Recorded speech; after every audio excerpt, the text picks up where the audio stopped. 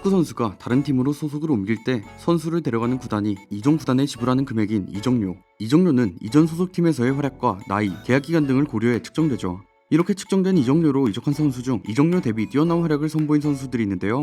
그래서 오늘은 가성비가 좋은 선수들에 대해 알아보도록 하겠습니다. 이 영상에 선정한 선수들은 자유계약으로 이적한 선수들은 제외되었다는 점 양해 부탁드립니다. 그럼 지금 바로 시작합니다. 가장 먼저 알아볼 선수는 토트넘 중원 핵심 피에르 에밀 호이비에르입니다. 호이비에르는 바이에른 뮌헨 유스팀에서 뛰어난 활약을 선보였는데요. 하지만 너무 뛰어나던 뮌헨의 미드필더진을 제치고 기회를 받긴 힘들었죠. 결국 출전 기회를 얻기 위해 아우크스부르크와 샬케로 임대를 가게 됩니다. 이후에는 뮌헨으로 복귀하지 않고 잉글랜드의 사우스햄튼으로 이적했죠. 잉글랜드 리그에서도 준수한 활약을 선보인 호이비에르는 사우스햄튼의 주장 완장까지 차게 되는데요. 그렇게 팀 핵심 중원 자원으로 활약하며 팀을 이끌었습니다. 이후 계약 기간이 1년 남은 상황에서 토트넘과 이적설이 나게 되죠. 결국 토트넘으로 이적한 호이비에르는 EPL 탑급 미드필더의 활약을 보여줬습니다. 시즌 초반 호이비에르는 케인, 손흥민과 함께 토트넘의 에이스로 활약하며 팀의 엄청난 성적을 만들어냈죠.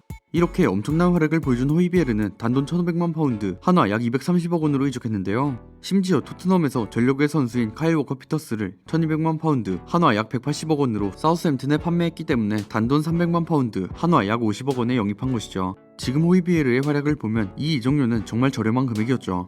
다음으로 알아볼 선수는 바르셀로나 중원의 미래 프랭키 데용입니다. 데용은 빌럼에서 프로 데뷔했는데요. 데뷔 이후 바로 여름 인적 시장에서 아약스로 이적합니다. 1617 시즌 종료 후에는 용 아약스에서의 활약을 인정받아 유빌러 리그 올해의 재능상을 수여했죠. 이러한 활약에 1718 시즌 아약스 1군에서 준주전 선수로 활약하기 시작했습니다.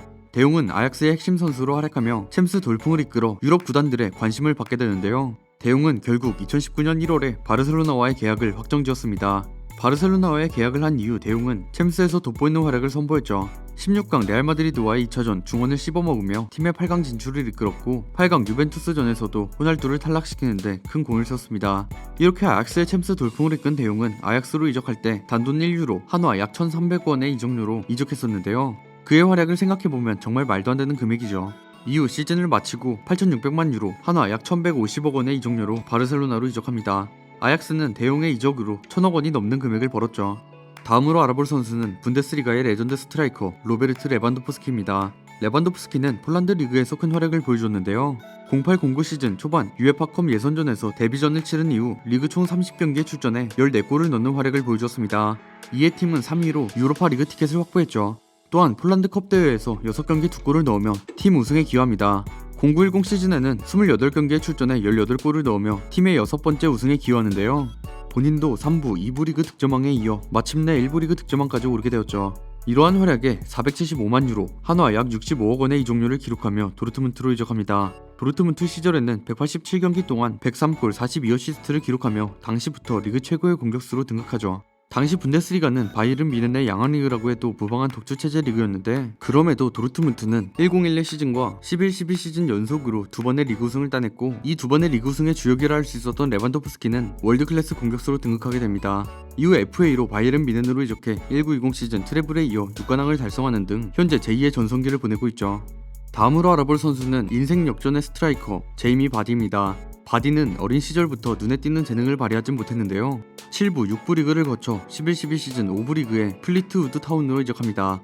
플리트우드 타운 이적 후 그의 36경기에 나서 31골을 기록했고 이를 눈여겨보던 레스터시티가 100만 파운드, 한화 약 15억 원의 이적료로 데려오게 되죠. 레스터 입단 첫 시즌 26경기에서 4골에 그쳤지만 두 번째 시즌인 13-14 시즌 37경기에 출전해 16골을 넣으면서 팀의 챔피언십 우승에 일조하게 됩니다. 결국 바디는 7부 리그부터 시작해 프리미어 리그까지 올라오는 인생 드라마를 쓰게 되죠. 바디는 프리미어 리그에서의 첫 시즌은 조금 아쉬운 활약을 보여줬지만 15-16 시즌부터 눈부신 활약을 보여줬는데요. 바디는 15-16 시즌 11경기 연속골을 넣는 등 총 24골을 넣으면서 해리케인의 불과 한 골 뒤지는 득점 2위를 달성했습니다. 바디의 활약으로 레스터는 창단 후 처음으로 1부 리그 우승을 차지하기도 했죠. 기량을 인정받아 처음으로 잉글랜드 국가대표팀에 뽑히기까지 하였습니다.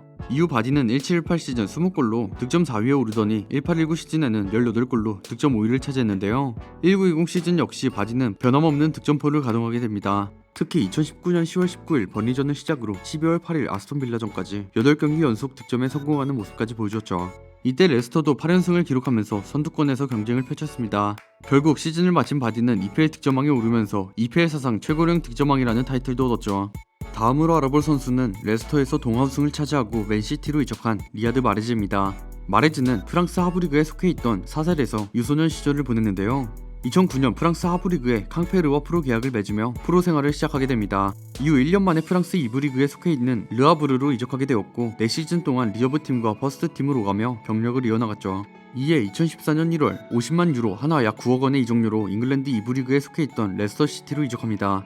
마레즈는 반 시즌 동안 19경기에 나서 3골을 기록했고 팀의 프리미어리그 승격을 도왔죠.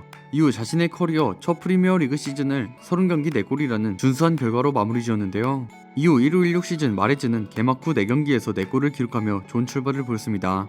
제이미 바디, 은골로 캉테와 레스터시티의 핵심 선수로 놀라운 모습을 보여주며 팀을 이끌었고 시즌 후반기까지 좋은 모습을 유지하며 리그 2경기를 남겨두고 승점 77점으로 우승을 확정지었죠. 최종 81점으로 시즌을 마감하며 프리미어리그 우승을 차지했는데요.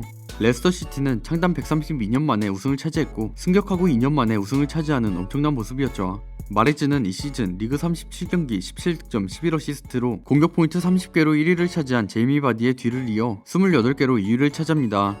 이후 16-17 시즌 역시 레스터의 에이스로 활약을 하며 결국 시즌 36경기 12골 10도움을 기록해 15-16 시즌에 이어 다시 한번 10-10을 기록했는데요. 이러한 활약에 18-19 시즌을 앞두고 맨시티로 이적합니다. 다음으로 알아볼 선수는 현 시대 최고의 레프트백 중 한 명 앤드류 로버트슨입니다. 로버트슨은 셀틱의 유스팀에서 축구선수 생활을 시작했는데요. 하지만 U15팀에서 방출당하며 스코틀랜드 4부 리그 퀸즈파크의 유스팀에 입단하게 되고 2012년에 프로 무대에 데뷔하게 되죠. 그리고 다음해 1부 리그의 던딘 유나이티드로 자유이적하게 됩니다. 이적한 로버트슨은 그해의 좋은 모습을 보이며 스코틀랜드 축구협회 선정 올해의 영플레이어상을 수상하죠. 이런 활약을 지켜본 헐시티는 2014년 여름 이적 시장에서 그를 영입하게 되는데요. 로버트슨은 첫 시즌 동안 고군분투하며 활약했지만 팀은 강등당하고 말죠. 두 번째 시즌에 완벽한 주전으로 자리매김하며 팀의 재승격을 이끌었습니다. 하지만 다음 시즌 팀은 강등을 피하지 못했고 결국 로버트슨은 900만 유로 하나 약 120억 원의 이적료로 리버풀로 이적하는데요. 로버트슨은 리버풀로 이적 후 세계 최고의 풀백 중 한 명으로 성장합니다. 18-19 시즌 로버트슨은 리그에서 총 11어시스트를 기록하며 리버풀 구단 역대 수비수 단일 시즌 리그 최다 어시스트를 기록했고 프리미어리그 역대 수비수 단일 시즌 최다 어시스트 공동 1위와 동률을 이루었죠. 38라운드에서 알렉산더 아놀드가 리그 12어시스트를 달성하며 이 기록에서 공동 2위로 밀려나긴 했습니다. 이후 마드리드에서 열린 챔피언스리그 결승전에서도 공수에서 좋은 활약을 보여주며 비기어를 들어올리는데요. 다음 시즌인 19-20 시즌 리그에선 역시 최고의 레프트백으로 활약하며 리그 31라운드 리버풀에 30년 만에 프리미어리그 조기 우승을 확정지었습니다. 또한 로버트슨은 19-20 시즌 이전 시즌 리그 11도움을 넘어 리그 12도움을 기록했는데요. 같은 시즌에 13도움을 기록한 알렉산더 아놀드에 이어 프리미어리그 단일 시즌 수비수 최다 어시스트 2위에 올랐죠. 다음으로 알아볼 선수는 레알 마드리드의 최근 15년 역사의 한 축을 맡고 있는 마르셀로입니다. 마르셀로는 2002년부터 플루미넨시 유소년 팀에서 뛰었는데요. 플루미넨시에서 2005년 무려 17살에 데뷔하였고 데뷔하자마자 준주전급 선수로 성장했습니다. 이렇게 계속해서 유망주로 주목받다가 2006년 겨우 18살의 나이에 레알 마드리드로 이적료 650만 유로 하나 약 90억 원에 이적하죠. 그는 이전 레알의 레전드 레프트백인 호베르트 카를로스의 뒤를 이어 현존하는 최고의 왼쪽 풀백의 상징이 되었고 레알에서 들어올린 트로피만 22개나 되는 레알의 레전드 자리에 올라 있습니다.